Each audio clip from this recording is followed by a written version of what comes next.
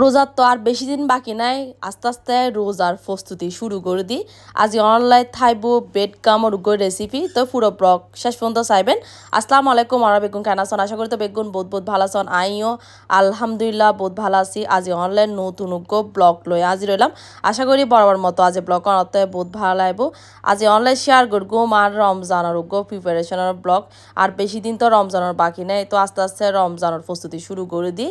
তো আজ চিন্তা করি যদি কিছু নাস্তা প্রয়োজন করলে একটু, তো এতালাই আজিয়ে সমুসা বানায়। আর সমুসা একটু বানান তো কষ্টকর, এতালাই সমুসা আগে বানায় ফেলার। এর আগের দিন লাতিয়ে আই কিমা রেডি করে কিনলাম, তো এখন সমুসা গিন বানালোর। আর এই সমুসা বেঁধে সবচেয়ে সহজ পদ্ধতি, আই গরতি সবসময় রকম সহজভাবেই সমুসা বানায়। আসলে আর পুরো রেসিপি করে নেওয়া পারি, যেহেতু আত একদম খুবই সময় হমাছিল।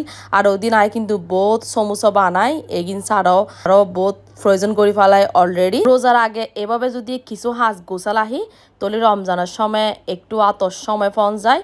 তো ইন্দি সমুসা বেগিন বানোগে গই আই ব্যাগ ফ্রিজত লাহি দি। আর ইন্দি আই দুপুরের রান্না বান্না করে গেলাম। ওই দিন পালং শাক রান্না করে গেলাম ইসা মাছ দিয়ে রে। তারপর রান্না করে গেলাম সুড়ো সুড়ো জিবে দেশি আলু আছে ইবে দিয়ে রে, মুরগির মাংস দিয়ে রে পাতলা গড়ির ঝোল। আর ওই দিনের মুরগির মাংস এত বেশি মজা লাগি, বিশেষ করে এই সুড়ো আলুবে তার বেশি পছন্দ। আর মতো হার এই সুড়ো আলুই পছন্দ। অবশ্যই আরে কমেন্ট করে জানাবেন এই আলুই বেশিতে গ্রামতুন আর বোনের ওর বাড়ির তুন ফাটাই আর কি। তারপর দুপুরে তো হানা ফিনে হারলাম, হাইয়ারে আবারও হাজত লাগি পড়িলাম। আজে বানাইম দে ব্রেড কাম। আর ব্রেড কাম বানান তো একদম খুবই সহজ। তো চলন রেসিপি অনলাইন শেয়ার করি। আইন দি বড় সাইজের ফাউটিলে ফেলাই, ফাউটে কিনে একদম সুড়ো গড়ি হারি লই। ওনারা দেখতে লাগবো না কি হবে হেডটি। তারপর ফোয়ার মতো রং দিয়ে এখন আই ব্লেন্ডার করে ফেলাইম। ই বই যে জর্দা রং ব্যবহার করি। তো ওনারা যদি ব্রেড কাম একটু সন্দেহ বেশি কালার করিবেন তাহলে একটু রং বাড়ে দিবেন, আর যদি সন্দেহ একটু কমে কালার করিবেন তাহলে একটু কমে দিবেন। এভাবে করে ওনারা ব্যালেন্স করিবেন। তো ব্লেন্ডার করানোর পর এখন আই বেগিন থালি লই। তারপর অল্প পরিমাণ একদম ফ্রাই প্যান দি আই ভালো করে গিন বাজি ফেলার। তুলো থাই বোধে মিডিয়াম তুনো লো, মানে একদম চুড়োনো, তবে চুড়োর তুন একটু বড়। এভাবে করি বেগিন ব্রেড কামে গিন বাজি ফেলেবেন। তো বাজি এরে একখান থালিত আবারও ঠান্ডা গড়িয়ে ফ্রিজও তনরা বক্স পরি এভাবে লাহিত তারিবেন।